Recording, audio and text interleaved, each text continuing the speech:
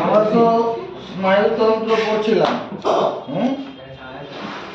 এই স্নায়ুতন্ত্রের সংজ্ঞাটা কি করেছিলাম? নিউরন বা স্নায়ুকোষ দ্বারা গঠিত। স্নায়ুতন্ত্র যে সংজ্ঞাটা করেছিলাম, স্নায়ুতন্ত্র স্নায়ুতন্ত্র এর সংজ্ঞাটা কি করা হয়েছিল? নিউরন বা স্নায়ুকোষ দ্বারা গঠিত।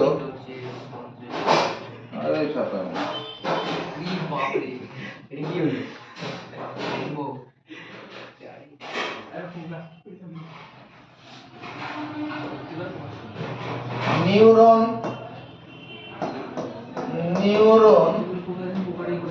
বা স্নায়ুকোষ দ্বারা গঠিত। স্নায়ুকোষ দ্বারা গঠিত যে তন্ত্রের কার্যকারিতার ফলে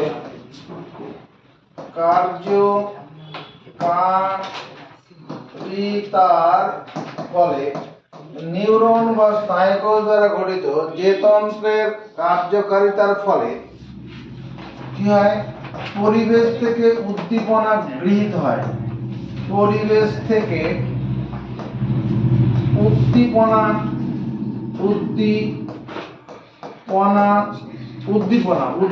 মানে কি?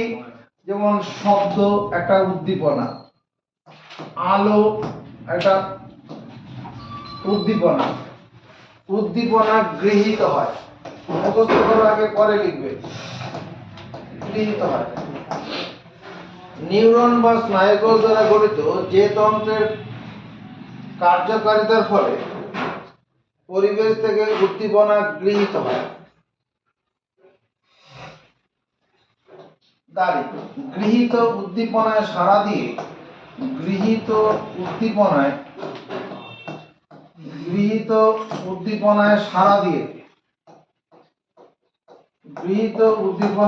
দিয়ে পরিবেশের সঙ্গে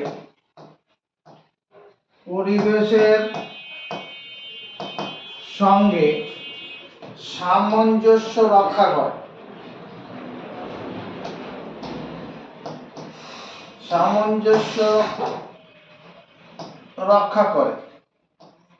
পরিবেশের সঙ্গে সামঞ্জস্য রক্ষা করে। ব্যাপারটা কিরকম? রোডের ধারে তুমি মনে করো দাঁড়িয়ে আছো, দুজনে বন্ধু মিলে গল্প করছো, কথা বলছো। একটা দূর থেকে একটা মোটরসাইকেল আসছে, শব্দ করে হর্ন দিয়ে আসছে। একটা শব্দ উদ্দীপনা, এই উদ্দীপনা মানে এখানে চোখেও দেখা হচ্ছে, চোখে গাড়ির গতিতে দেখা যাচ্ছে, আর শব্দ কানে হর্নের উদ্দীপনা গৃহীত হয়ে কি হচ্ছে? গৃহীত উদ্দীপনা সাড়া দেওয়া হচ্ছে। গৃহীত উদ্দীপনা সাড়া কি? সাড়া দিয়ে পরিবেশের সঙ্গে সামঞ্জস্য রক্ষা। পরিবেশের সঙ্গে সামঞ্জস্য রক্ষা মানে ওই পরিবেশ, ওই গাড়িটাকে গাড়িতে রাস্তা দিয়ে চলবে, তাকে রাস্তা দিয়ে চলার পথটাকে ক্লিয়ার করে দেওয়া, মানে রাস্তাকে রুখে দাঁড়ানো নয়, ওখান থেকে সরে আসা। ওটাই পরিবেশের সামঞ্জস্য রক্ষা করা। তুমি 100 মিটার দৌড় বা 200 মিটার দৌড়ের জন্য অংশগ্রহণ করলে, তখন যে খেলা পরিচালনা করছে সে বলছে অন ইওর মার্ক রেডি, এই যে কথাগুলো বলছে, এই উদ্দীপনা গৃহীত হলো। তখন তুমি ওই পরিবেশের সামঞ্জস্য রক্ষা করছো, নিজেকে দৌড়ানোর জন্য প্রস্তুতি নিচ্ছ। ওটাই রক্ষা করা, পরিবেশের সামঞ্জস্য রক্ষা করা।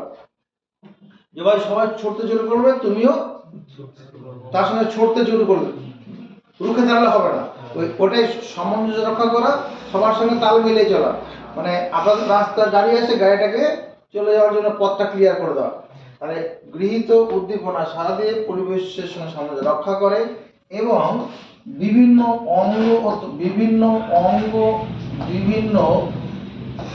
অঙ্গ ও তন্ত্রের মধ্যে সমন্বয়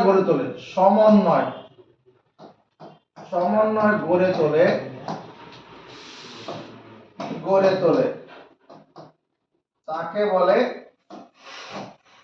স্নায়ুতন্ত্র। তন্ত্র বিভিন্ন অঙ্গ ও তন্ত্রের মধ্যে সমন্বয় করতে হবে। ব্যাপারটা কিরকম? ওই যে 100 মিটার দৌড় যে তুমি দৌড়ানো শুরু করলে, ওইটা দৌড়াতে গেলে তোমার পাটাকে দ্রুত চালনা করতে হবে, শরীরের মাসলগুলোকে দ্রুত কাজ করাতে হবে। এটার জন্য দ্রুত কাজ করার জন্য অতিরিক্ত শক্তির দরকার হবে। এই শক্তির যাতে যোগান পাওয়া যায়, সেজন্য কোষে কোষে কি হবে, গ্লুকোজের সরবরাহ বাড়াতে হবে, অক্সিজেনের সরবরাহ বাড়াতে হবে। তাহলে কোষে কোষে গ্লুকোজ অক্সিজেন সরবরাহ বাড়াতে গেলে কি করতে হবে? সংবন্ধ হৃদস্পন্দন বাড়াতে হবে, শ্বাস প্রশ্বাস বাড়াতে হবে। ওটাই বলছি, বিভিন্ন অঙ্গ তন্ত্রের মধ্যে সমন্বয়, মানে শুধু শ্বাস প্রশ্বাস বাড়ালে হবে না, তার সঙ্গে হৃদস্পন্দনটাকেও বাড়ানো এবং সংবহন তন্ত্রটাকে পুরো সক্রিয় করে তোলা। তবেই না ওটাকে বলে বিভিন্ন অঙ্গ তন্ত্রের মধ্যে সমন্বয় রক্ষা করা। দৌড়ানোর জন্য অতিরিক্ত শক্তি দরকার হবে, সেটাকে যাতে সাপ্লাই পাওয়া যায় তার জন্য ফুসফুসটাকে মানে শ্বাসতন্ত্রটাকে বেশি করে কাজ করবে, তখন হাঁপানি শুরু হয়। এই যে মানে তাড়াতাড়ি অক্সিজেন নেওয়া হচ্ছে, কার্বন ছাড়া হচ্ছে, ওইদিকে ভিতরে ভিতরে তখন সংবহনতন্ত্রটাও দ্রুত কাজ করবে। ওটাই বলছে বিভিন্ন অঙ্গ তন্ত্রের মধ্যে সমন্বয় গড়ে তোলে, তাকে বলে স্নায়ুতন্ত্র। মুখস্থ করবো। নিউরন বা স্নায়ুকোষ দ্বারা গঠিত যে তন্ত্রের কার্যকারিতার ফলে পরিবেশ থেকে উদ্দীপনা গৃহীত হয়। উদ্দীপনা বলতে শব্দ, আলো, ব্যথা বেদনা অনুভূতি উদ্দীপনা রয়েছে, গৃহীত হয়। গৃহীত উদ্দীপনা সাড়া দিয়ে পরিবেশের সঙ্গে সামঞ্জস্য রক্ষা। ওই যে বললাম 100 মিটার দৌড় প্রতিযোগিতায় সামঞ্জস্য রক্ষা করো, সবাই ছুটছে, তুমিও ছুটবে, ওটাই পরিবেশের সঙ্গে সামঞ্জস্য রক্ষা করা। এবং বিভিন্ন অঙ্গ ও তন্ত্রের মধ্যে সমন্বয় গড়ে তোলা মানে ওই 100 মিটার দৌড়াতে গেলে যে অতিরিক্ত শক্তির যোগান দরকার হবে, এটার জন্য ফুসফুস, শ্বাসতন্ত্র, সংবহনতন্ত্র সবাইকে কি করতে হবে, সমান তালে কাজ বাড়িয়ে দিতে হবে। সেটা এই স্নায়ুতন্ত্র করে থাকে। মুখস্থ চেষ্টা করো।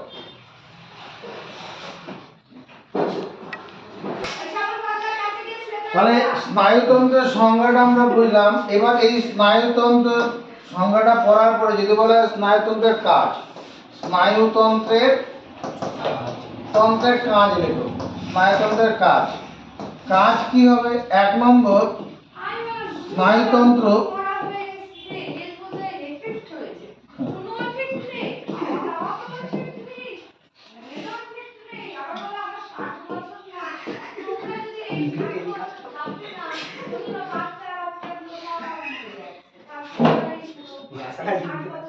স্নায়ুতন্ত্র পরিবেশ থেকে উদ্দীপনা গ্রহণ করে। স্নায়ুতন্ত্র পরিবেশ থেকে উদ্দীপনা গ্রহণ করে। এই কথা বন্ধ করো, সব মোবাইল রেকর্ড হয়ে কথা বলো। 2 নম্বর কি? পরিবেশের সঙ্গে সামঞ্জস্য রক্ষা করে। চুপ কর।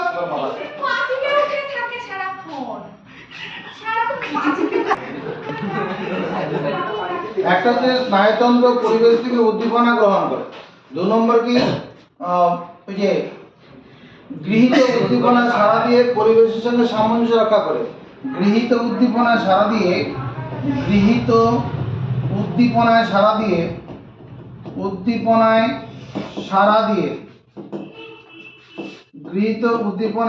দিয়ে পরিবেশের সঙ্গে সামঞ্জস্য রক্ষা করে।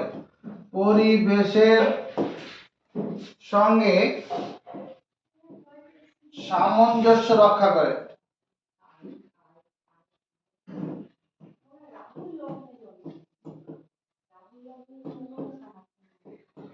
গৃহীত উদ্দীপনা সাড়া দিয়ে পরিবেশের সঙ্গে সামঞ্জস্য রক্ষা করে।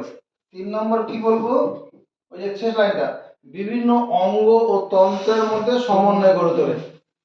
বিভিন্ন অঙ্গ ও তন্ত্রের মধ্যে সমন্বয় গড়ে তোলে। আমরা এই স্নায়ুকোষ বা নিউরনের ছবি এঁকেছি, তারপরে এর গঠন সম্পর্কে আলোচনা এর আগে হয়েছে। এবার নিউরন বা স্নায়ুকোষ, 3 রকমের স্নায়ুকোষ আছে। একটা হচ্ছে সেন্সরি নিউরন, একটা হচ্ছে মোটর নিউরন, আর একটা হচ্ছে সহযোগী নিউরন। নিউরন তিন রকমের আছে। নিউরন যেটা আমরা পড়ছি নিউরন, নিউরন যার আরেক অপর নাম কি স্নায়ু কোষ, স্নায়ু কোষ, কোষ। এটা তিন রকমের আছে, তিন রকম। একটা হচ্ছে সেন্সরি নিউরন, সেন্সরি নিউরন, মানে সেন্সরি নিউরন যার বাংলা শব্দ হচ্ছে সংজ্ঞাবহ নিউরন, সংজ্ঞাবহ, সংজ্ঞাবহ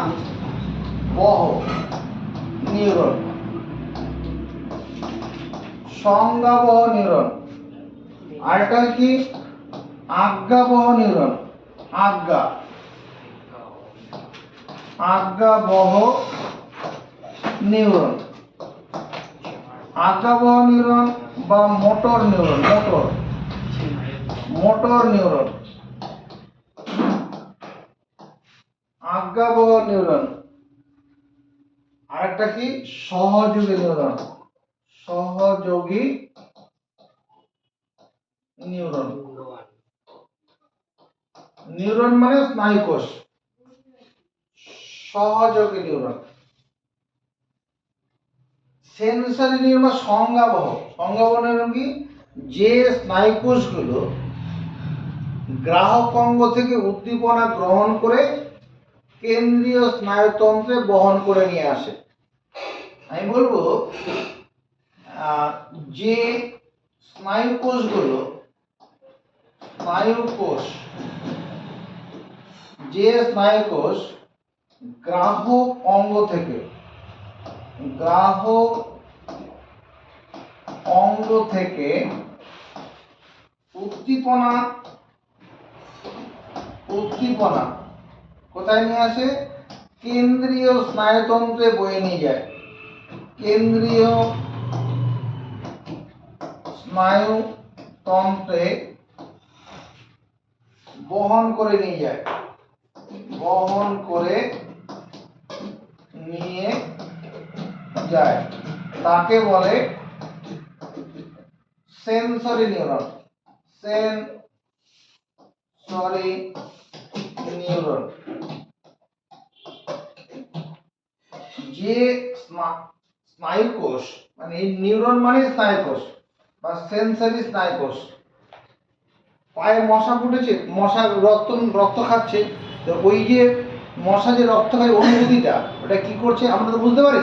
পায়ের মধ্যে যদি কোনো মশা যদি রক্ত খাওয়া আমরা বুঝতে পারি, সেই ছেলেটা অনুভূতিটা কোথায় মস্তিষ্কে নিয়ে মানে এখানে নিয়ে আসছে, বা মস্তিষ্ক না সুষমাকাণ্ডে নিয়ে আসবে।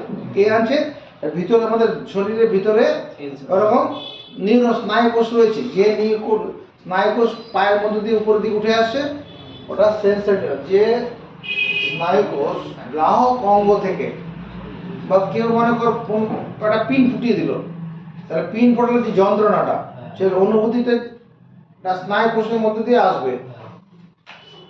যে স্নায়ু কোষ গ্রাহক অঙ্গ থেকে উদ্দীপনা কেন্দ্রীয় স্নায়ুতন্ত্রে বহন করে নিয়ে যায় তাকে বলে সেন্সরি নিউরন বা সেন্সরি স্নায়ু কোষ। আর উল্টোটা, এবার যখনই পায়ের মধ্যে মশা খাচ্ছে তখন আমরা হাত দিয়ে সঙ্গে সঙ্গে হাত দিয়ে কি করি মশাটার উপরে গিয়ে আঘাত করি, অথবা রাস্তা চলতে চলতে পায়ের মধ্যে একটা কাঁটা ফুটে গেল, তাহলে ওই কাঁটা ফোটার যন্ত্রণাটা সঙ্গে সঙ্গে মাথার থেকে ওই কেন্দ্রীয় স্নায়ুতন্ত্রে চলে যায়, মানে আমাদের সুষমা কাণ্ডে চলে যায়, স্পাইনাল কর্ডে চলে যাবে। এই চলে গেল, এটা হচ্ছে সেন্সরি নিউরন। চলে যাওয়ার সঙ্গে সঙ্গে কি হয় ওখান থেকে নির্দেশ যায়, ওই পায়ের ঠায়ের মাসালের নির্দেশ যায় যে পায়ের মাসাল ওই পেশিকে সংকুচিত করে পাটাকে মাটিতে তুলে আনার জন্য। ওটা তাহলে কি ওটা আজ্ঞাবহ নিউরন। আজ্ঞাবহ নিউরন কি লিখবো? যে স্নায়ু কোষ, যে স্নায়ু কোষ মানে কেন্দ্রীয় স্নায়ুতন্ত্র থেকে, কেন্দ্রীয় স্নায়ুতন্ত্র থেকে প্রয়োজনীয় নির্দেশ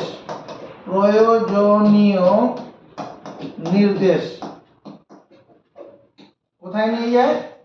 প্রয়োজনীয় নির্দেশ তোমার কারক অঙ্গে নিয়ে যায়। কারক অঙ্গে নিয়ে যায়।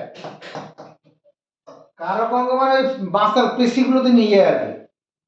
কারক অঙ্গে নিয়ে যায়, তাকে বলে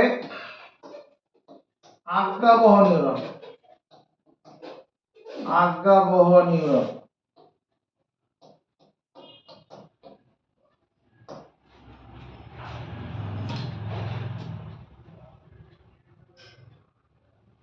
আরেকটা হচ্ছে সহযোগী নিউরন। সহযোগী নিউরন মানে কি? এই সেন্সরি আর মোটর নিউরনের মধ্যে যোগাযোগ রক্ষা করে দেয়। সহযোগী সেন্সরি নিউরন আর আজ্ঞাবহ নিউরনের মধ্যে যে একটা সংযোগ স্থাপন করে দেয়, সেটা হচ্ছে কি সহযোগী নিউরন। যেমন তোমার যে ছেলে, বাড়ির একটা ছেলে, ওটা যদি সেন্সরি নিউরন কোনো একটা কিছু শুনে এলো, মানে তার জন্য অর্থ দরকার, তাহলে সেই কথাটা প্রথম মাকে বললো, মা তারপর বাবাকে বলবে, বাবার কাছ থেকে পরে টাকাটা আসবে। এখানে এই মা এখানে সেন্সরি নিউরনের কাজ করে। এরকম সহযোগী নিউরনটাকে যে স্নায়ু কোষ সেন্সরি এবং আজ্ঞাবহ নিউরনের মধ্যে সংযোগ স্থাপন করে। তাহলে বলবো যে স্নায়ু কোষ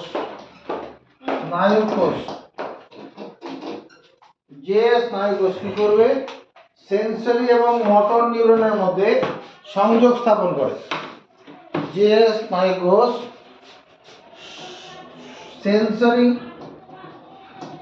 সেন্সরি ও মোটর নিউরন মানে আজ্ঞাবহ নিউরন। মোটর নিউরন মানে সেন্সরি ও মোটর নিউরনের মধ্যে এখানে নিউরন না লিখে স্নায়ু কোষ লিখে দাও। সেন্সরি ও মোটর স্নায়ু কোষের মধ্যে স্নায়ু কোষের মধ্যে কি করে? মধ্যে সংযোগ স্থাপন করে।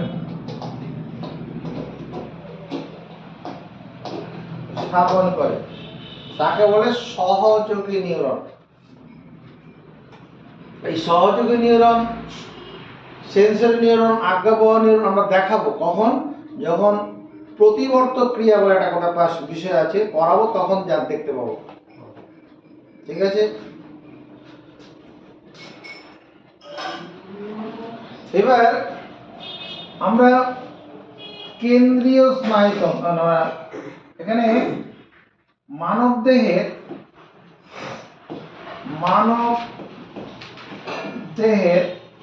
স্নায়ুতন্ত্র, এই মানব দেহের যে স্নায়ুতন্ত্রটা রয়েছে, এটাকে তিনটি ভাগে ভাগ করা হয়েছে। মানব দেহের স্নায়ুতন্ত্রের তিনটি ভাগ আছে। একটা হচ্ছে মস্তিষ্ক,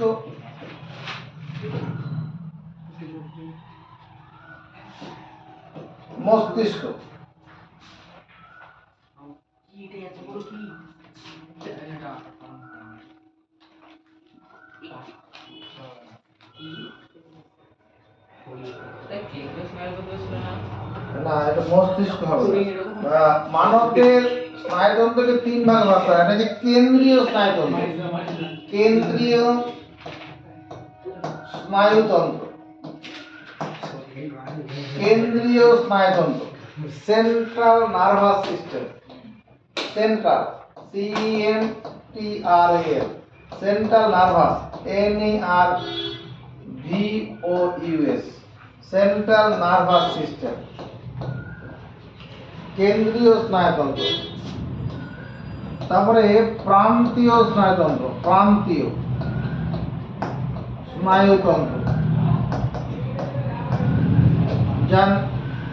স্নায়ুতন্ত্র নাম হচ্ছে পেরিফেরিয়াল, পেরিফেরিয়াল নার্ভাস, NS মানে নার্ভাস সিস্টেম, এই জায়গায় বানান লেখা আছে। আর একটা হচ্ছে স্বয়ংক্রিয় স্নায়ুতন্ত্র, স্বয়ংক্রিয় স্নায়ুতন্ত্র, অটোনোমাস AUTO, নোমাস, NOMOUS, অটোনোমাস নার্ভাস সিস্টেম। এই যে কেন্দ্রীয় স্নায়ুতন্ত্র যেটা বলছি, এটা দুটো অংশ আছে। কেন্দ্রীয় স্নায়ুতন্ত্রের দুটো অংশ, একটা হচ্ছে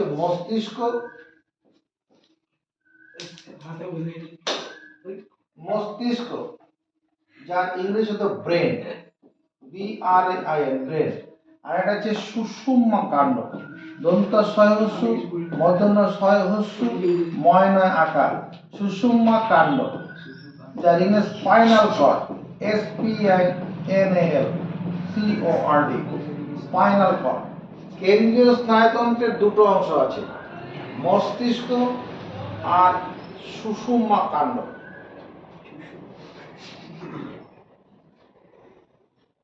যে মস্তিষ্ক আমরা বলছি, এই মস্তিষ্ককে আবার তিনটে ভাগে ভাগ করা হয়েছে। পরে একে দেখাচ্ছি। মস্তিষ্কের তিনটে ভাগ, একটা অগ্র মস্তিষ্ক,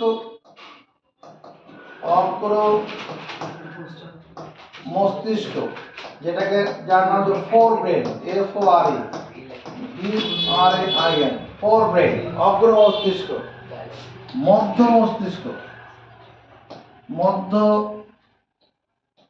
মস্তিষ্ক, মিড ব্রেন,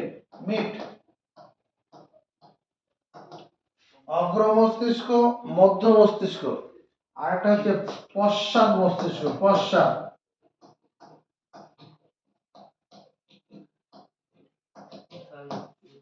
হিন্ড ব্রেন, হিন্ড ব্রেন। তাহলে মস্তিষ্ক যেটা বলছি আমরা, এই মস্তিষ্ককে তিন ভাগে, অগ্র মস্তিষ্ক, মধ্য মস্তিষ্ক, পশ্চাৎ মস্তিষ্ক। এই যে অগ্র মস্তিষ্ক যেটা পড়তে যাচ্ছি, এটার আবার কি আছে, দুটো ভাগ আছে। একটা হচ্ছে গুরু মস্তিষ্ক,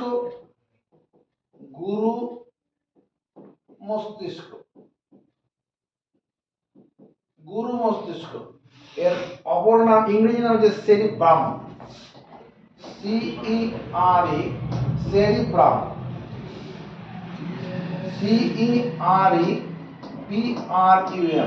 সেরিব্রাম। আর একটা অংশ হচ্ছে কি, থ্যালামাস,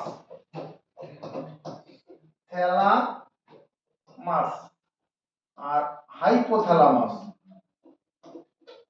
হাইপোথ্যালামাস।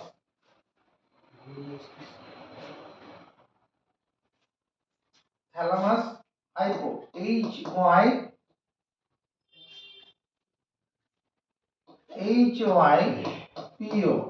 হাইপোথ্যালা, THALAMUS, hypothalamus. আর থ্যালামাস হলে এই যে এটা বানানো। মধ্য মস্তিষ্ক ভাগ নেই। পশ্চাৎ মস্তিষ্ক যেটা আছে, এটার আবার তিনটা অংশ আছে। পশ্চাৎ মস্তিষ্কের তিনটি অংশ আছে। একটা হচ্ছে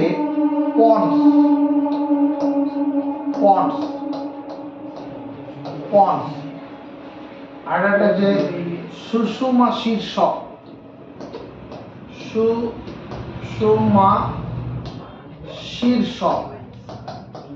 যার ইংলিশ নাম medulla, MEDULA, medulla oblongata, OBLONGATA, medulla oblongata, সুষুম্না শীর্ষক। আর এটা হচ্ছে লঘু মস্তিষ্ক, সেরিবেলাম, সেরিবেলাম, BELUM, সেরিবেলাম। এগুলো সম্পর্কে আমাদের জানতে হবে, মানে এই কোন অংশটার কি কাজ, এই সম্পর্কে জানতে হবে।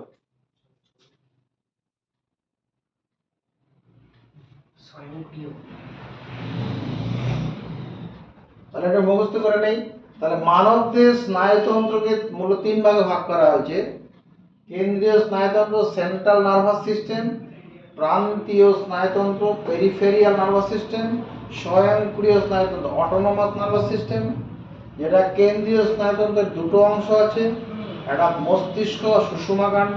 মস্তিষ্ক আবার তিনটে অংশ রয়েছে। মস্তিষ্ক তিন ভাগে ভাগ করা হয়েছে, অগ্র মস্তিষ্ক, মধ্য মস্তিষ্ক, পশ্চাৎ মস্তিষ্ক। অগ্র মস্তিষ্কে আমরা তিনটি অংশ আছে, গুরু মস্তিষ্ক মানে সেরিব্রাম, থ্যালামাস, হাইপোথ্যালামাস, আর পশ্চাৎ মস্তিষ্ক তিনটি অংশ রয়েছে, পন্স, সুষুম্না শীর্ষ, লঘু মস্তিষ্ক। দায়িত্ব নিয়ে মুখস্থ করব।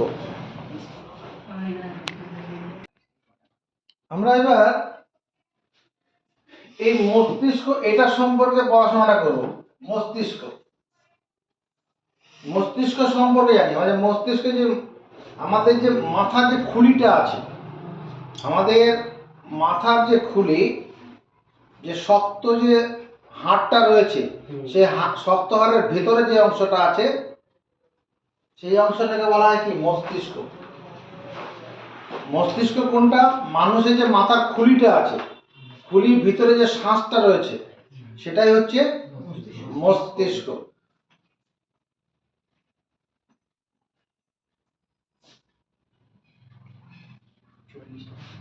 তাহলে মস্তিষ্ক,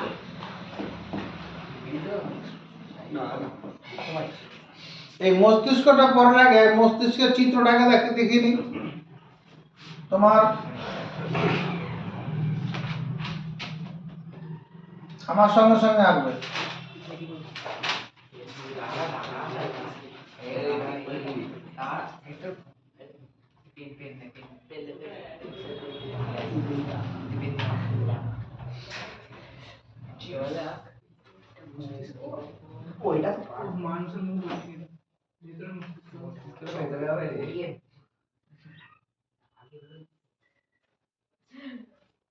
মানুষের মাথা আছে,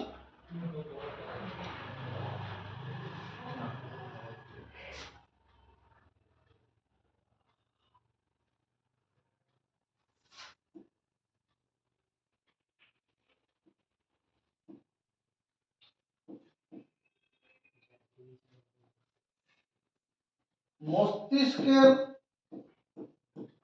আবরণকে বলে মেনিনজেস।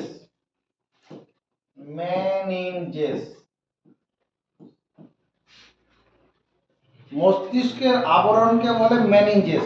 আমাদের যে মাথার যে খুলিটা আছে, মাথার খুলির ভিতরে যে অংশটা আছে সেটা মস্তিষ্ক।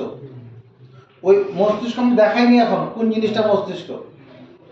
এই মাথার খুলির ভিতরে এরকম একটা অংশ আছে,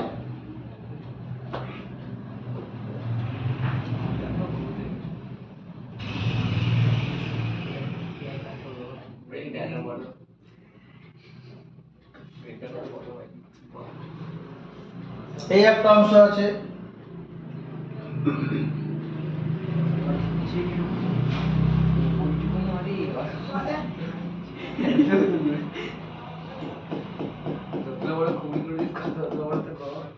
আমি মস্তিষ্ক দেখানোর আগে এটাকে দেখাচ্ছি। এটা এই যে উপরে যে অংশটা করলাম, এটা হচ্ছে গুরু মস্তিষ্ক।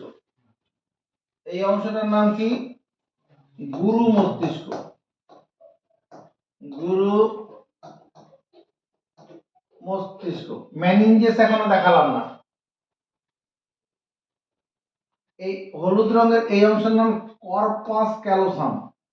Corpus callosum.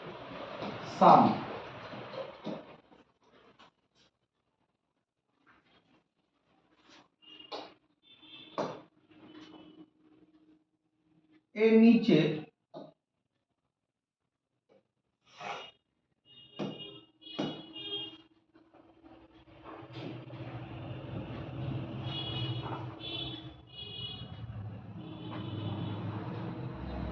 এই যে অংশটা করলাম, এটার নাম হচ্ছে থ্যালামাস।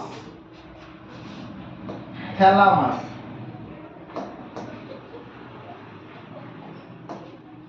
আর তার নিচে সামনের দিকে এরকম রয়েছে হাইপোথ্যালামাস।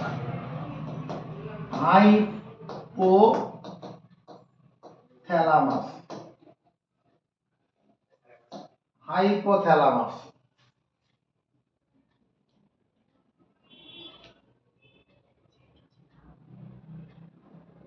এই তিনটা অংশকে একসঙ্গে যেন কি বলা হয়? অগ্র মস্তিষ্ক। এই না, এই চারটা অংশ, এই চারটা অংশ হচ্ছে অগ্র মস্তিষ্ক। অগ্র মস্তিষ্ক, অগ্র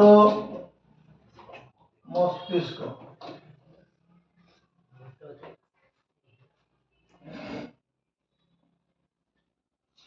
হচ্ছে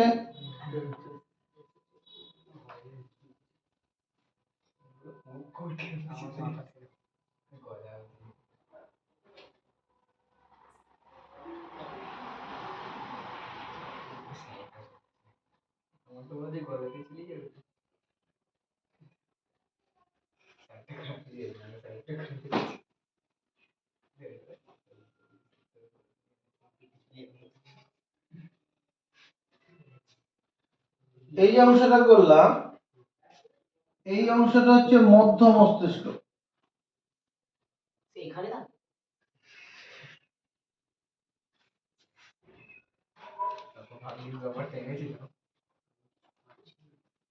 মধ্য মস্তিষ্ক, মধ্য মস্তিষ্ক। আর এটার পিছন দিকটায়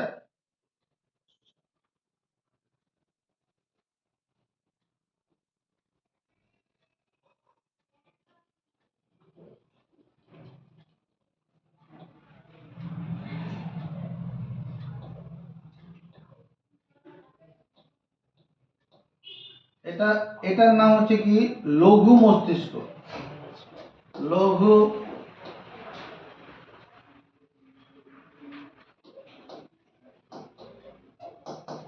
লঘু মস্তিষ্ক। আর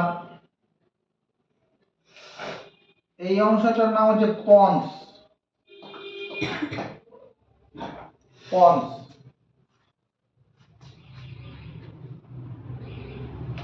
আর এই জায়গাটার নাম হচ্ছে সুষুমা শীর্ষক।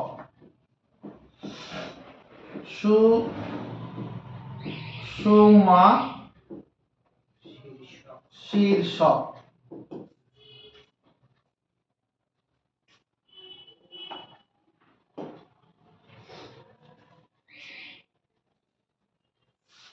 এই মাথার খুলির ভিতরে এই অংশগুলো আছে। এবার এগুলো কি হয়? একটা পাতলা ত্রিস্তরীয় আবরণ দ্বারা আবৃত থাকে।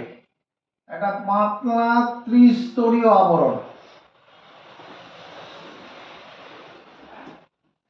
পাতলা ত্রিস্তরীয় আবরণ দ্বারা এটা ভিতরটা আটকানো থাকে। এটার নাম হচ্ছে কি? এই মেনিনজেস। পাতলা ত্রিস্তরীয় আবরণ। মেনিনজেস হচ্ছে ত্রিস্তরীয় আবরণ, ত্রিস্তরীয় আবরণ। মস্তিষ্কের যে ত্রিস্তরীয় একটা পাতলা আবরণ থাকছে সেটার নাম কি? মেনিনজেস। এই ত্রিস্তরীয় আবরণ তিনটা স্তর আছে তো। আমরা যদি এই অংশটা যদি আমরা একটুখানি দেখি, এটা যদি আমরা দেখি ত্রিস্তরীয় আবরণটা যদি দেখি, এরকম দেখতে পাবো। প্রথমে একটা বাইরের দিকে একটা আবরণ থাকবে,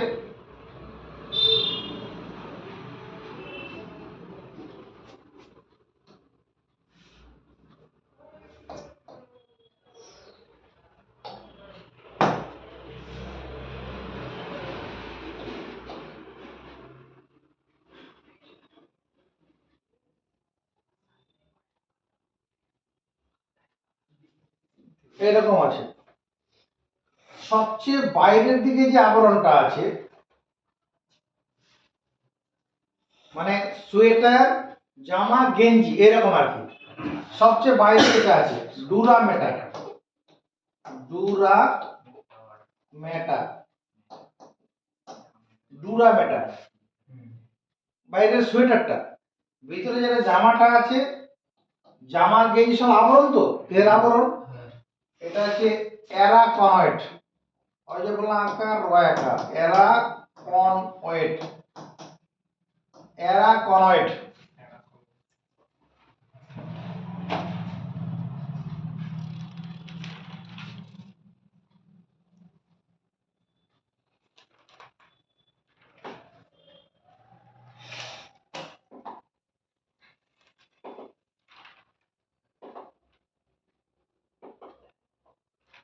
হয়েছে।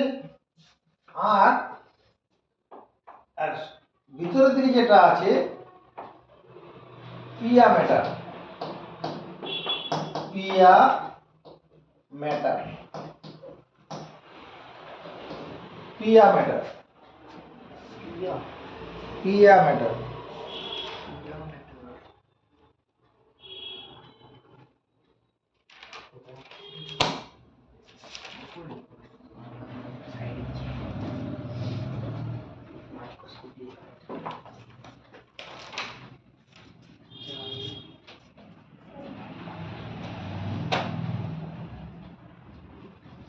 এবার আমরা দেখি এই আমাদের যে মস্তিষ্ক, সেই মস্তিষ্কের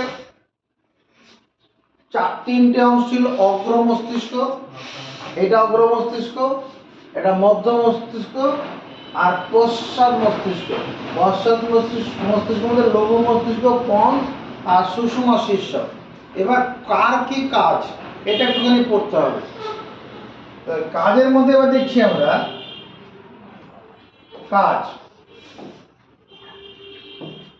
যখন আমরা কাজ লিখব, প্রথমে হচ্ছে তোমার গুরু মস্তিষ্ক।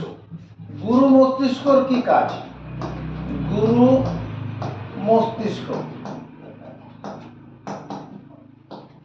গুরু মস্তিষ্ক, গুরু মস্তিষ্ক কোনটা? এই যে এই অংশটা, এর কাজ স্মৃতিশক্তি, বিচার বুদ্ধি, চিন্তা,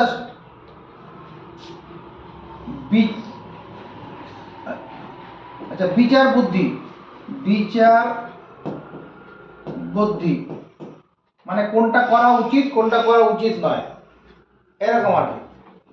বিচার বুদ্ধি। স্মৃতিশক্তি, দন্ত সয়ময় রি তয়সী, স্মৃতিশক্তি পূর্ণ কোনো কথাকে মনে করতে পারার ক্ষমতা আর কি। কোনো একটা কিছু পড়া হয়েছিল, অনেকে তাড়াতাড়ি ভুলে যায়, অনেকে মনে করতে পারে না, আবার অনেকে অনেক কথা অনেকদিন মনে থাকে। ওই স্মৃতিশক্তি তাদের প্রখর হয়। তাহলে বিচার বুদ্ধি, স্মৃতিশক্তি, আর কি চিন্তাশীলতা,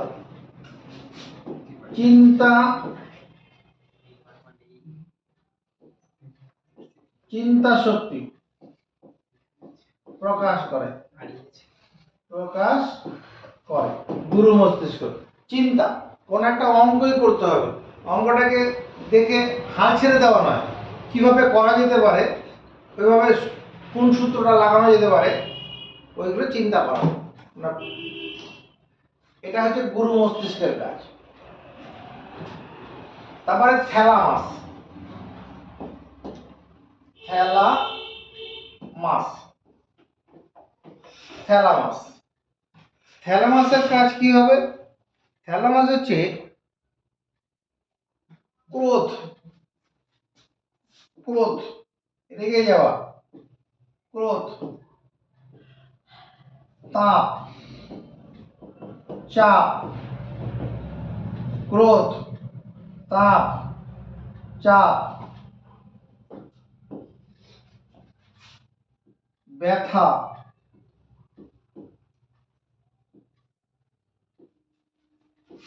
অনুভব করা,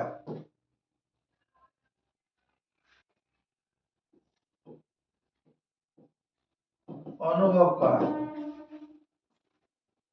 থ্যালামাস। হাইপোথ্যালামাস, হাইপোথ্যালামাস, হাইপোথ্যালামাস,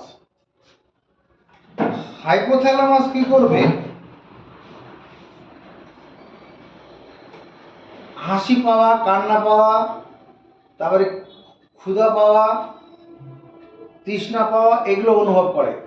হাসি, হাসি, কান্না,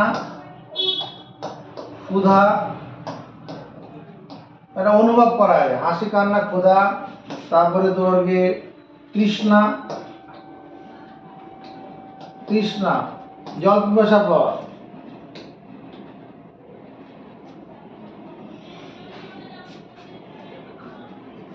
নিদ্রা, ঘুম পাওয়া, নিদ্রা নিয়ন্ত্রণ করে,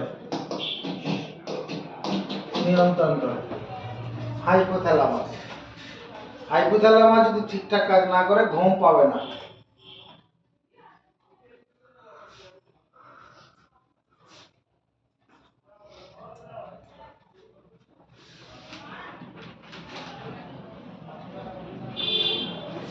আমাদের যে এই যে মধ্য মস্তিষ্ক আছে, এই যে মধ্য মস্তিষ্ক আছে, এটা কি করে দর্শন ও শ্রবণ নিয়ন্ত্রণ করে। শ্রবণ, দেখা এবং শোনা, দর্শন ও শ্রবণ নিয়ন্ত্রণ করে মধ্য মস্তিষ্ক। মধ্য মস্তিষ্কের কাজ কি? দর্শন আর শ্রবণ।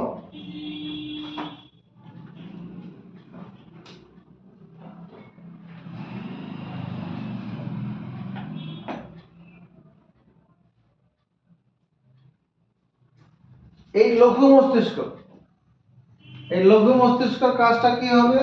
দেহের ভারসাম্য নিয়ন্ত্রণ করে। আমরা একবার হেললাম, হেলে যদি পড়ে না যাই সেটাকে ব্যালেন্স করিয়ে দেয়। তুমি মনে করো ছুটছো, ছুটতে গিয়ে সামনে দিকে ঝুঁকে ছোট মাটিতে হুমড়ি খেয়ে পড়ে যাচ্ছ, পড়ে যাবে, দেহটাকে সোজা রাখতে সাহায্য করে, দেহের ভারসাম্য নিয়ন্ত্রণ করে। লঘু মস্তিষ্ক কি করে? দেহের ভারসাম্য নিয়ন্ত্রণ করে। কে লিখবে? লঘু মস্তিষ্ক, লঘু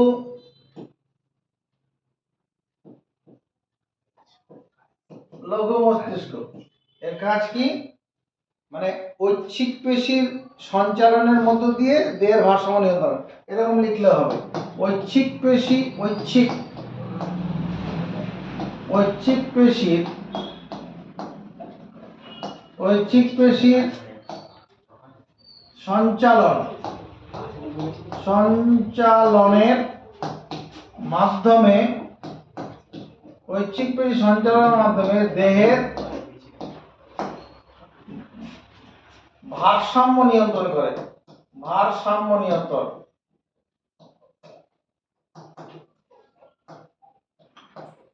ঐচ্ছিক পেশির সঞ্চালনের মাধ্যমে দেহের ভারসাম্য নিয়ন্ত্রণ করে।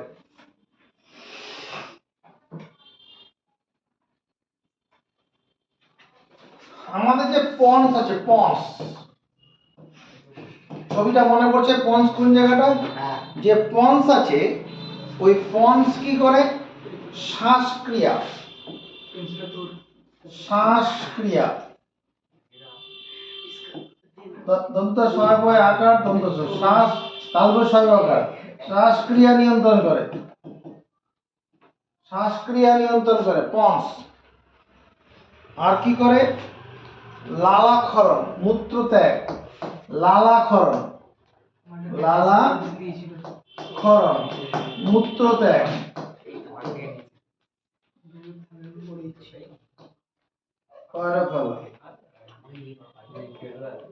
মূত্রত্যাগ, এগুলো নিয়ন্ত্রণ করে।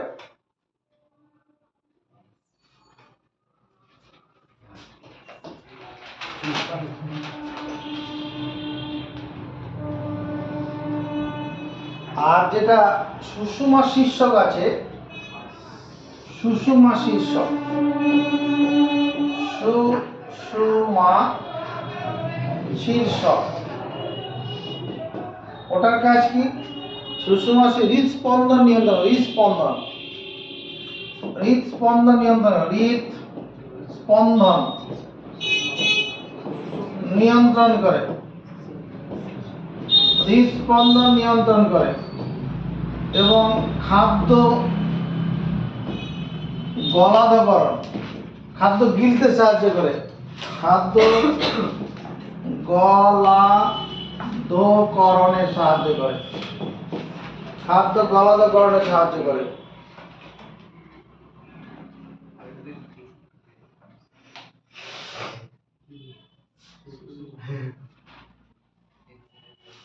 আমরা একটু আগে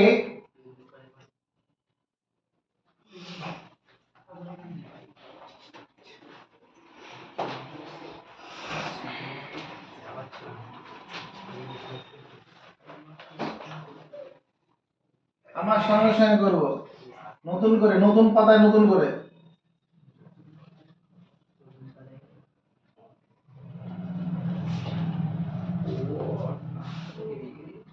এই উপরের অংশটা সম্পর্কে আমরা পড়েছি,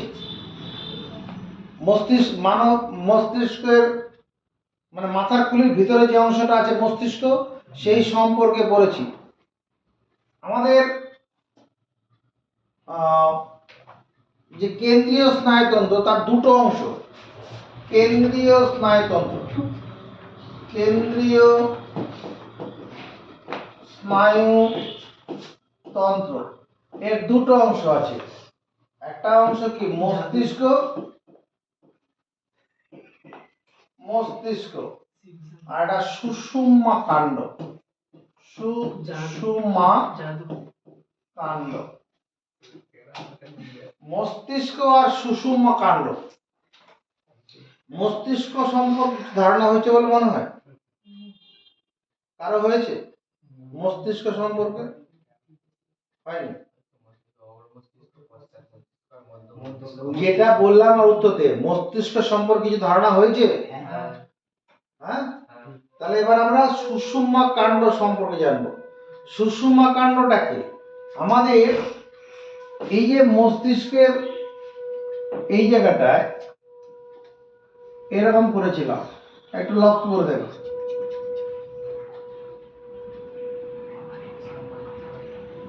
একদম শীত দ্বারা নিতে চলে গেছে।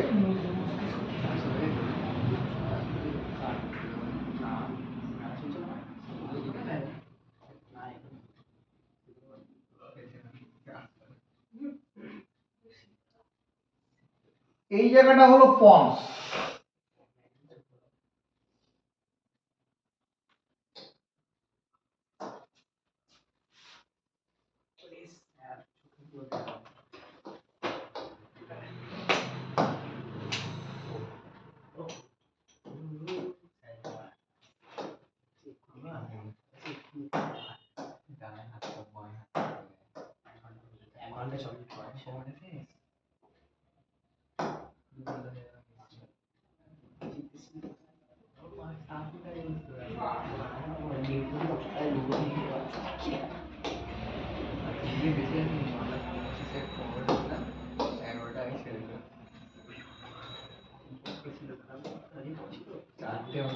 সবাই একটাই লিখবে, কোনো আলাদা কিছু নেই, যা কি করে কি একই খাতা। ঠিক আছে, আবার করে নেই।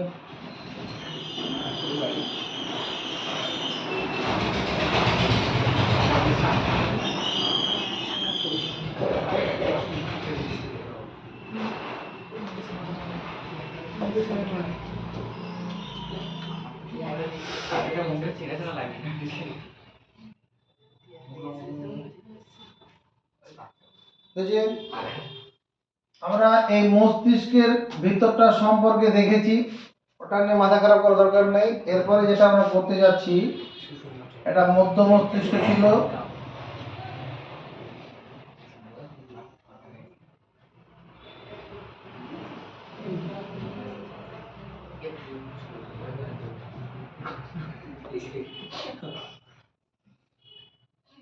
আমাদের যে শিরদাঁড়াটা আছে, শিরদাঁড়ার ভেতরে, শিরদাঁড়ার ভেতরে এই এই এই এই অংশটা হচ্ছে সুষুম্না শীর্ষক,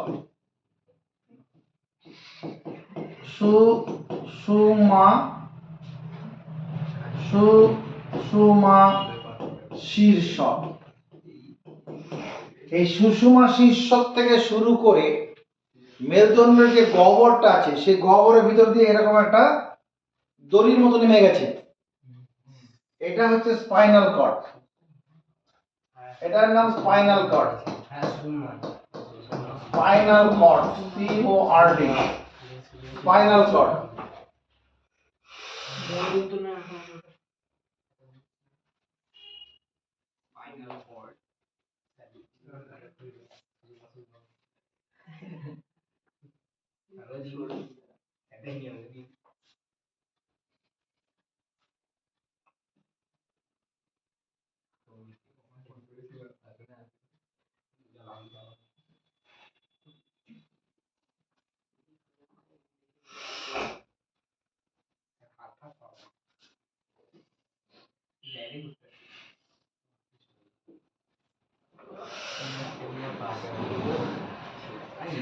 হলো এই যে স্পাইনাল কর্ডটা রয়েছে,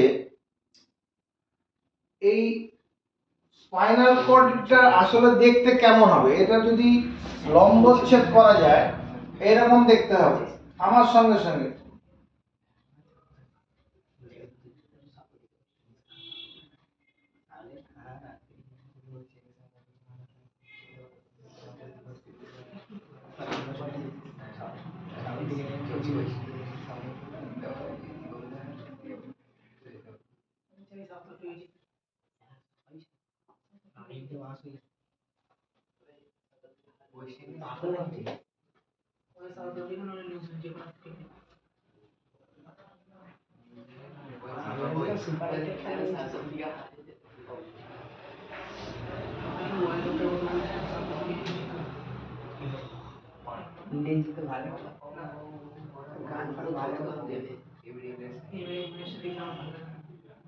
এর ভেতরটা এরকম আছে।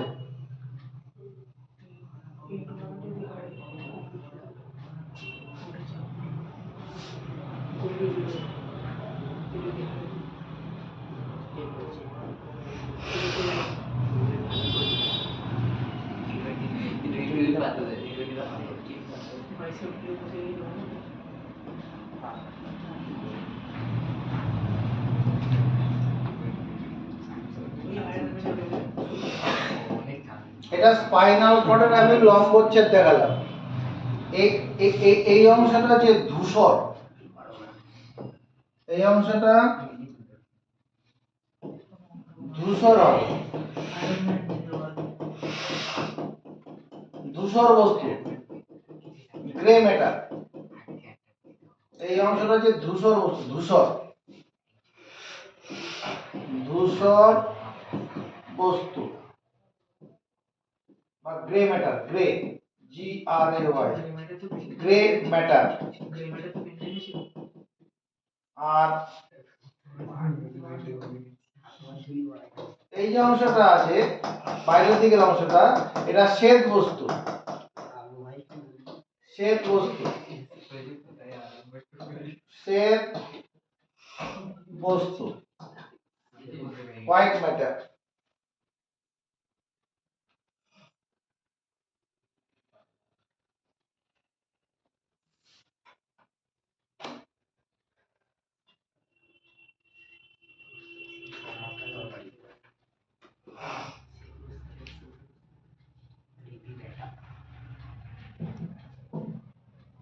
হচ্ছে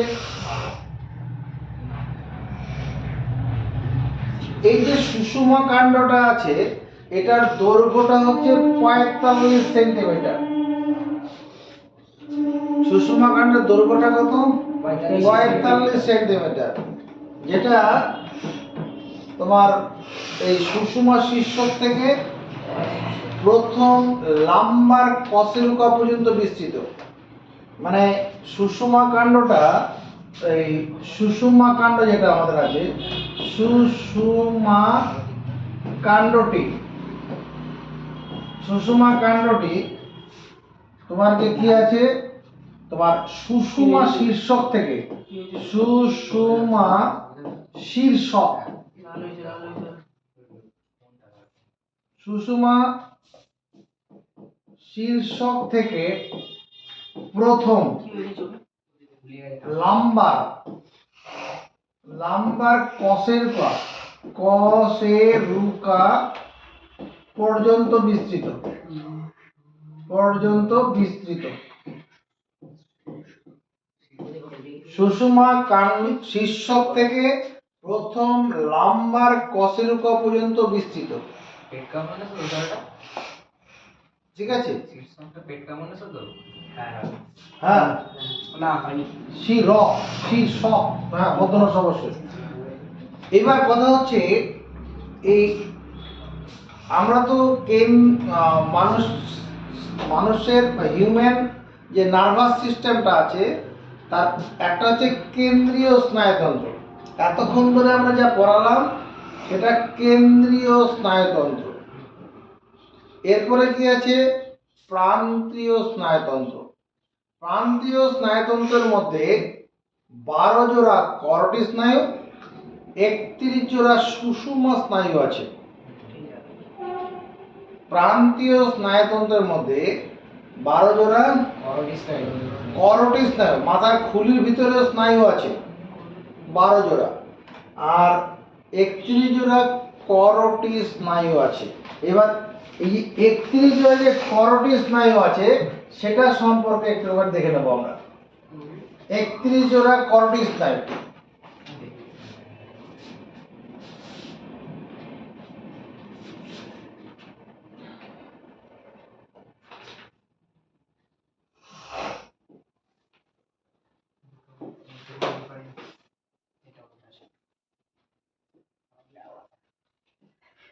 একত্রিশ জোড়া করোটি স্নায়ু। এবার দেখো 31 জোড়া করোটি স্নায়ুর মধ্যে 31 জোড়া করোটি, না 31 জোড়া 12 জোড়া করোটি স্নায়ু, 31 জোড়া সুষুম্না স্নায়ু, 12 জোড়া করোটি স্নায়ু, 12 জোড়া করোটি স্নায়ু, আর 31 জোড়া হচ্ছে সুষুম্না স্নায়ু, সুষুম্না স্নায়ু। এই 31 জোড়া সুষুম্না স্নায়ুটা আমরা এবার দেখাবো। 31 জোড়া সুষুম্না স্নায়ু কোথায় আছে? এই 31 জোড়া সুষুম্না স্নায়ুর মধ্যে 8 জোড়া হচ্ছে 8 জোড়া সার্ভিক্যাল, CERVICAL, সার্ভিক্যাল, 8 জোড়া সার্ভিক্যাল, 12 জোড়া হচ্ছে থোরাসিক, THORACIC, 12 জোড়া থোরাসিক, পাঁজর আসছে, পাঁজর 5 জোড়া লাম্বার, LUMBAR,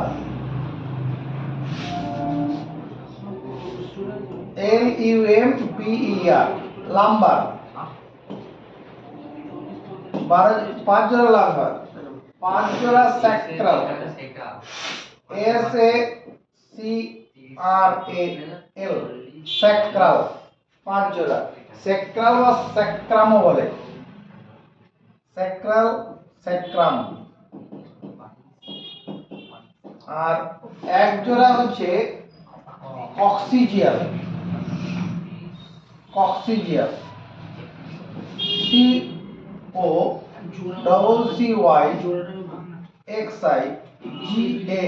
COCCYXIGAL, কক্সিজিয়াল,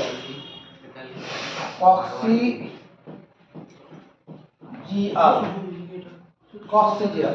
এটা দেখো যোগ করে 31 জোড়া হয়ে যাবে।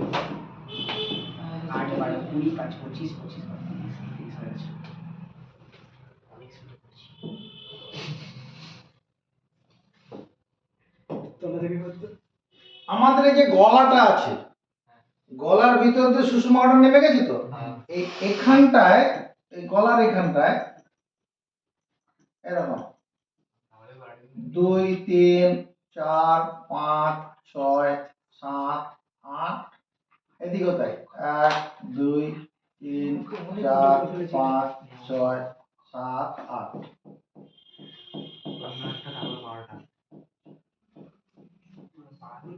এই 8টা হলো সার্ভিক্যাল, এগুলো যে গলার মধ্যে আছে সার্ভিক্যাল বলে। মানে সার্ভিক্যাল সুষুম্না স্নায়ু, সার্ভিক্যাল সুষুম্না স্নায়ু, এটা যে সার্ভিক্যাল, সার্ভিক্যাল, সার্ভিক্যাল সুষুম্না স্নায়ু।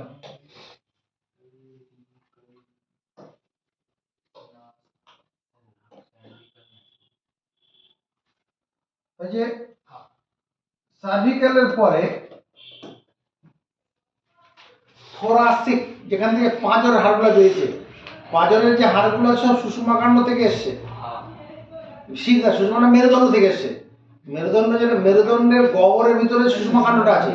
আমাদের যে মেরুদণ্ড যে গহ্বরটা আছে, মেরুদণ্ডের ভিতরে একটা গহ্বর আছে, ওর ভিতরে দড়ির মতো ঝুলছে আর কি সুষুম্নাকাণ্ড।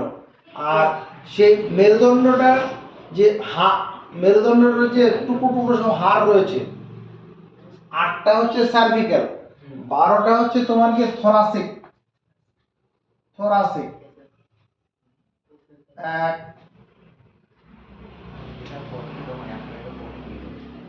2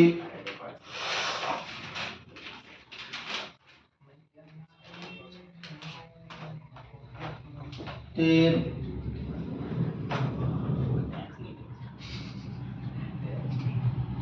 4 5 6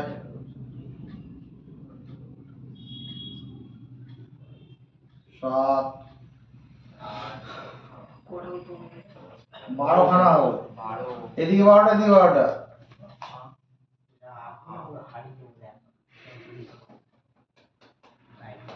1 2 3 4 5 6 7 8 9 10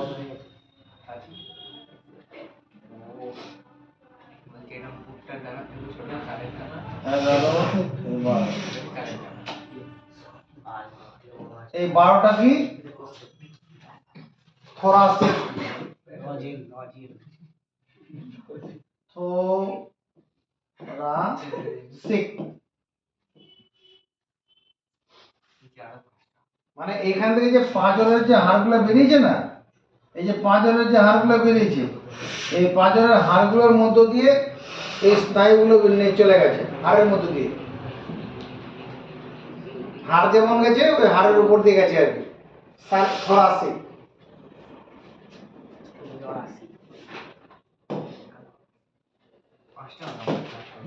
এরপরে আমরা লাম্বার করছি, লাম্বার, লাম্বার পার্ট যেটা,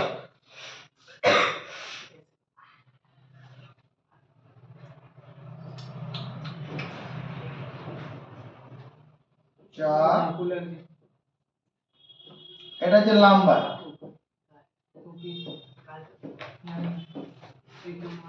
লাম্বার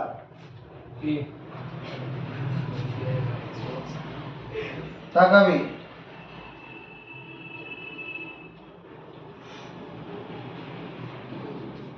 এটা হচ্ছে তোমার স্যাক্রাম। এর ভিতরে এদিকে 4টে, এদিকে 4টে, এগুলো হচ্ছে এই যে স্যাক্রাম। আর শেষে রয়েছে কি এদিকে একটা, এদিকে একটা, এটা হচ্ছে কক্সিজিয়া।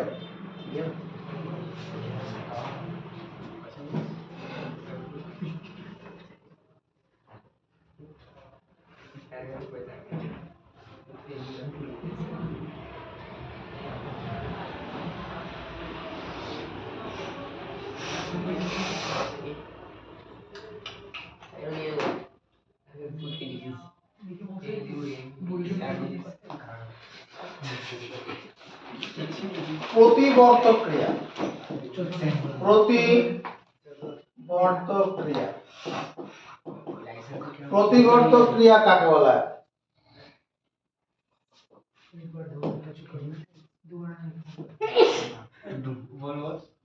সুষুম্না কাণ্ড দ্বারা নিয়ন্ত্রিত সুষুমা, আগে বুঝবো, সুষুমা কাণ্ড দ্বারা,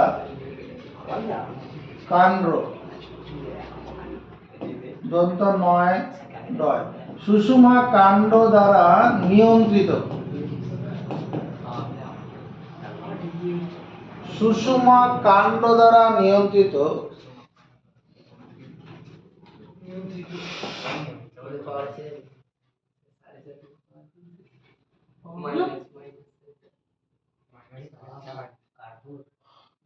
যে আকস্মিক,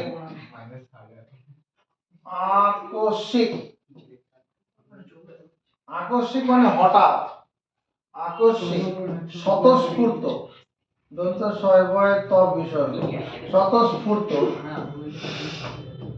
ও স্বয়ংক্রিয়, স্বয়ংক্রিয় প্রতিক্রিয়া সৃষ্টি হয়, প্রতিক্রিয়া সৃষ্টি হয়, সৃষ্টি হয়, তাকে বলে প্রতিবর্ত ক্রিয়া, প্রতিবর্ত ক্রিয়া। সুষুমা কাণ্ড দ্বারা নিয়ন্ত্রিত যে আকস্মিক, পায়ে কাটা পড়লো, পথ চলতে চলতে পায়ে কাটা পড়লো বা কোনো খোঁচা লাগলো, তাহলে ওই খোঁচা লাগলো সঙ্গে সঙ্গে কি হয়, পাটা মাটি থেকে বিদ্যুতের গতিতে উপরে উঠে আসে। এটা আমরা এখানে বসে আছি, হঠাৎ যদি এখানে একটা আমরা সাপ দেখতে পাই, হঠাৎ করে দেখতে পেল, যার নজরে আসবে সে সেখান থেকে কি করবে, ছুটে উঠে আসবে, কেউ বলে দেবে তারপরে নয়। ওটাই বলছে সুষুম্না কাণ্ড দ্বারা নিয়ন্ত্রিত যে আকস্মিক, আকস্মিক মানে হঠাৎ, আকস্মিক মানে হঠাৎ, স্বতঃস্ফূর্ত মানে, স্বতঃস্ফূর্ত মানে নিজের থেকেই হবে, স্বতঃস্ফূর্ত, স্বয়ংক্রিয় প্রতিক্রিয়া সৃষ্টি হয়, স্বয়ংক্রিয় মানে নিজের থেকে ভিতর একটা প্রতিক্রিয়া তৈরি হবে, যেমন পায়ে কাটা পড়লো পাটা মাটিতে উঠে আসবে, তাকে বলে প্রতিবর্ত ক্রিয়া। এই প্রতিবর্ত ক্রিয়া দু রকমের আছে, একটা আছে সহজাত প্রতিবর্ত ক্রিয়া, সহজাত প্রতিবর্ত ক্রিয়া, প্রতিবর্ত ক্রিয়া, আর একটা আছে অভ্যাসগত প্রতিবর্ত ক্রিয়া, অভ্যাসগত প্রতিবর্ত ক্রিয়া। সহজাত প্রতিবর্ত ক্রিয়া, অভ্যাসগত প্রতিবর্ত ক্রিয়া। যে প্রতিবর্ত ক্রিয়া জন্মসূত্রে পাওয়া যায় তাকে বলে সহজাত প্রতিবর্ত ক্রিয়া। যেমন একটা বাচ্চা যখন জন্মগ্রহণ করে তখন ও মায়ের দুধ খাওয়ার জন্য কাউকে বলে দিতে হয় না, ও খুঁজে নেয়। একটা গরুর বাছুরই যদি মনে কর হয়, গরুর বাছুর আছে তো, জন্ম হওয়ার পরে ও ওর মায়ের দুধের বাটটা খুঁজে নেবে, ওর মা ওকে খুঁজে দিতে দেবে না, ও নিজে থেকেই নেবে। ওটা একটা সহজাত প্রতিবর্ত ক্রিয়া। চোখে আলো, টর্চের আলো ফেলা হলো, সঙ্গে সঙ্গে চোখটা বন্ধ, শিশু হোক বড় হোক সবাই বুঝে, চোখটা বুঝে নেবে, এটা সহজাত প্রতিবর্ত ক্রিয়া। যে প্রতিবর্ত ক্রিয়া জন্মগত। আর অভ্যাসগত প্রতিবর্ত ক্রিয়া কি, যে প্রতিবর্ত ক্রিয়া জন্মগত নয়, বারবার অভ্যাসের ফলে তৈরি হয়। যে প্রতিবর্ত ক্রিয়া জন্মগত নয়, বারবার অভ্যাসের ফলে তৈরি হয়, তাকে বলে অভ্যাসগত প্রতিবর্ত ক্রিয়া। ব্যাপারটা এরকম, তুমি যদি একটা অভ্যাস করো যে বাড়িতে ঢুকবে, ঢুকে দরজা দেবে, বাড়িতে ঢুকবে ঢুকেই দরজা দেবে, এই অভ্যাসটা তুমি দিন 10 করতে থাকো, 11তম নম্বর দিনে আর তোমার মাকে বলতে হবে না, তুমি নিজে থেকে আগে দরজাটা দিয়ে দেবে, তোমার অজান্তে হয়ে যাবে, পরে পরে অভ্যাসের ফলে তৈরি হয়ে যাবে। এই যে কোন একটা কবিতা, কোন একটা কবিতা মুখস্থ রাখা, কোন একটা তোর গিয়ে সংজ্ঞা মুখস্থ রাখা, এটা অভ্যাসের ফলে তৈরি হয়, কথাগুলো মাথার মধ্যে সেট হয় কি করে, অভ্যাস করার মধ্য দিয়ে। অভ্যাসগত প্রতিবর্ত ক্রিয়া। এই যে শিশুরা যে কথা বলছে, আমরা যে কথা বলছি, এই কথা বলাটা কি অভ্যাস, বারবার বলার পরে একই জিনিস বারবার বলা হয়েছে, বলার পরে মুখ দিয়ে কথাগুলো পড়ছে। এই কোন একটা ডাক শুনলে উত্তর দেওয়া, এটা কি ওই অভ্যাসের ফলে তৈরি হয়েছে। তাহলে যে প্রতিবর্তক ক্রিয়া অভ্যাসের ফলে তৈরি হয়, সব বইতে আছে, বই থেকে সঙ্গেগুলো লিখে নেবেন। অভ্যাসগত প্রতিবর্তক ক্রিয়া, সহজাত প্রতিবর্তক ক্রিয়া। আরেকটা প্রতিবর্তক ক্রিয়া আছে তোমার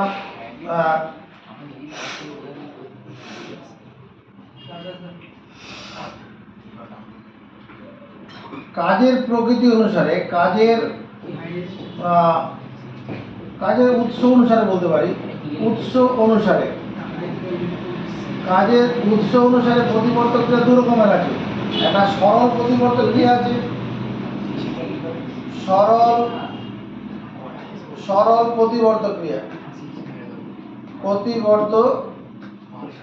ক্রিয়া, আর একটা যে জটিল প্রতিবর্তক ক্রিয়া, জটিল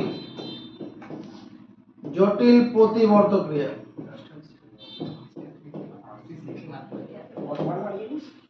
সরল প্রতিবর্তক ক্রিয়া, যে প্রতিবর্তক ক্রিয়াটা সুষুম্ন কাণ্ড দ্বারা নিয়ন্ত্রিত। যে প্রতিবর্তক ক্রিয়া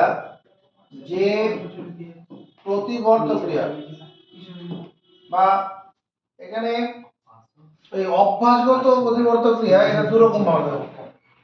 এখানে এরকম নাম এটা বলো অভ্যাসগত প্রতিবর্তক ক্রিয়া, অভ্যাসগত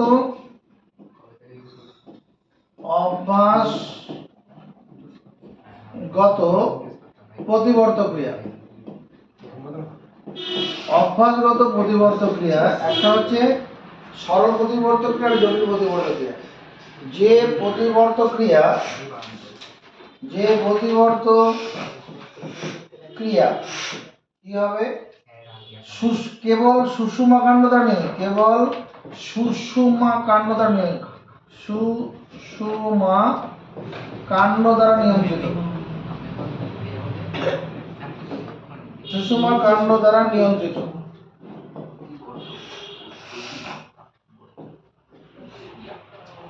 যে প্রতিবর্তক ক্রিয়া কেবলমাত্র সুষুম্না কাণ্ড দ্বারা নিয়ন্ত্রিত তাকে বলে সরল প্রতিবর্তক ক্রিয়া। যেমন পায়ে কাটা পড়লো, পাটা সঙ্গে সঙ্গে মাটি থেকে তুলে আনা হলো, এটা সরল প্রতিবর্তক ক্রিয়া। পায়ে কেউ হাতে একটা পিন ফুটালো, হাতটা ওখান থেকে পিন যেখানে ফুটিয়েছে ওখান থেকে হাতটা সরিয়ে নিয়ে আসা হলো, সরল প্রতিবর্তক ক্রিয়া, সুষুম্না কাণ্ড। আর জটিল প্রতিবর্তক ক্রিয়াটা কি, যে প্রতিবর্তক ক্রিয়া সুষুম্না কাণ্ড ছাড়াও মস্তিষ্কের সাহায্য প্রয়োজন হয়। যে প্রতিবর্তক ক্রিয়া সুষুম্না কাণ্ড ছাড়াও মস্তিষ্কের সাহায্যের প্রয়োজন হয় তাকে জটিল প্রতিবর্তক ক্রিয়া হবে। যেমন সাইকেল যখন চালানো হবে, সাইকেল চালানোর ফলে কি হয়, সাইকেল চালাতে যে হঠাৎ ব্রেক কষা, ওই ব্রেক কষতে গেলে কি হয়, তোমার পথ চলছি তো আমরা, ওখানে মাথার ব্রেক, ওখানে যে দৃশ্যটা আমরা দেখছি তার সঙ্গে হাতের ব্রেক একসঙ্গে দুটো কাজ করে। মস্তিষ্ক এবং সুষুম্না কাণ্ড দ্বারা যে প্রতিবর্তকে নিয়ন্ত্রিত হয় তাকে বলে জটিল প্রতিবর্তক ক্রিয়া। এই পড়াগুলো একটু বই থেকে পড়ো। আর একটা যেটা আমাদের এখানে যে প্রতিবর্তক চাপ, প্রতিবর্তক ক্রিয়া যে পথে সঞ্চালিত হয় সেটা হচ্ছে প্রতিবর্ত চাপ। প্রতিবর্ত চাপ,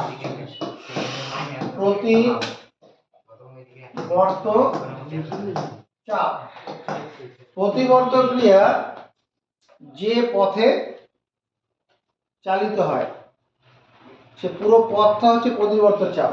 যেমন গ্রাহক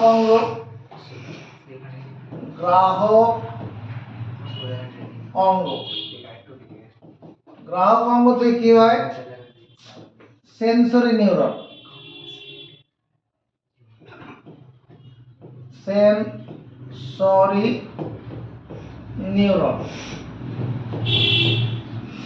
সেন্সরি নিউরনের মধ্যে দিয়ে কি হয়, তোমার কেন্দ্রীয় স্নায়ুতন্ত্রে যাবে, কেন্দ্রীয় স্নায়ুতন্ত্রে প্রয়োজনীয় নির্দেশ গেল, সেখান থেকে কি হবে, ব্যাক করবে তোমার মোটর নিউরন দিয়ে, মোটর নিউরন দিয়ে কোথায় আসবে, কারক অঙ্গে আসবে, কারক মানে পেশিতে আসবে, পেশিতে আসবে। এই পথটাকে বলে কি প্রতিবর্ত চাপ।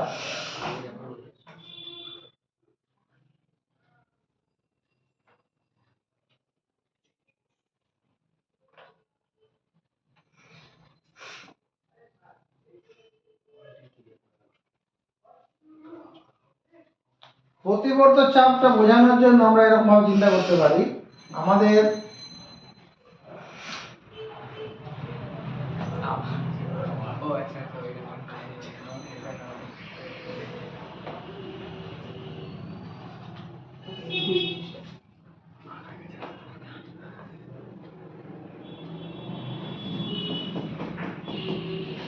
এদিকে তাকাও,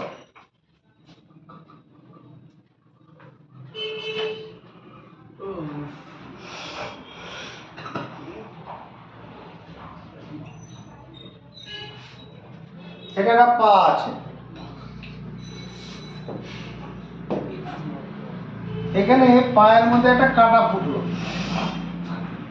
পায়ের মধ্যে একটা খোঁচা লেগে গেল, তখন এখান থেকে কি হবে, এখান থেকে সেন্সরি নিউরন দিয়ে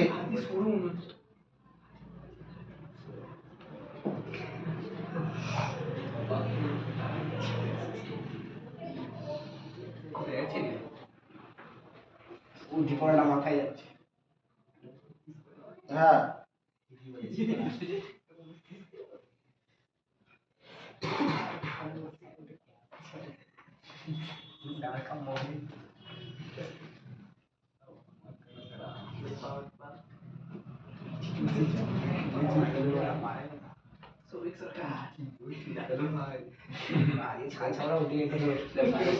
সেন্সরি নিউরনের ক্ষেত্রে এদিকে দেখ, এটা হচ্ছে অ্যাকশন,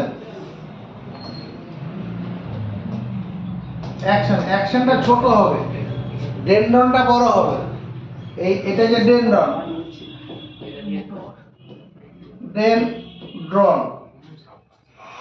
তাহলে এই ডেনড্রন কি করলো, ব্যথা অনুভূতিটা গ্রহণ করে নিয়ে যাবে, এর উপর দিকে নিয়ে যাবে, ব্যথা অনুভূতি নিয়ে গেল। এটা কি, এটা তো সুষুম্নাকাণ্ড। এখানে কি রয়েছে, এখানে তো সহযোগী নিউরন আছে,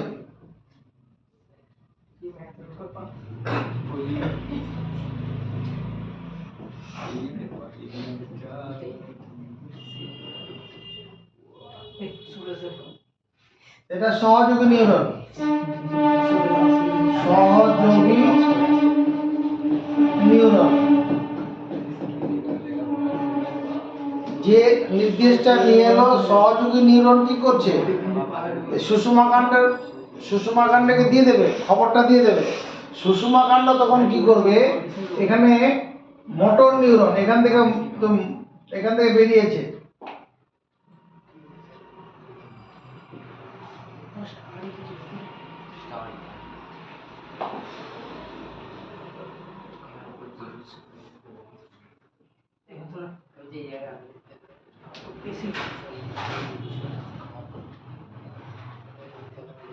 এর মধ্যে থেকে বেরোবে এরকম।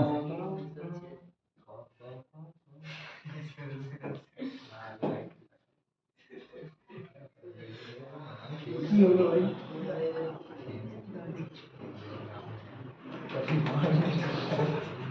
কোনটা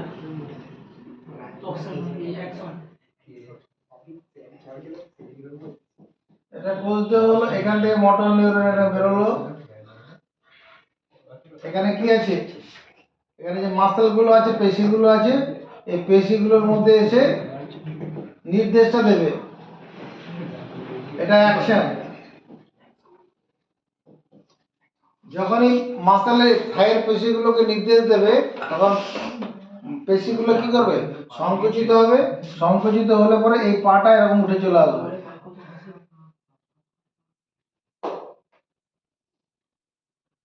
এরকম হয়ে যাবে, পাটা উপর দিয়ে উঠে যাবে।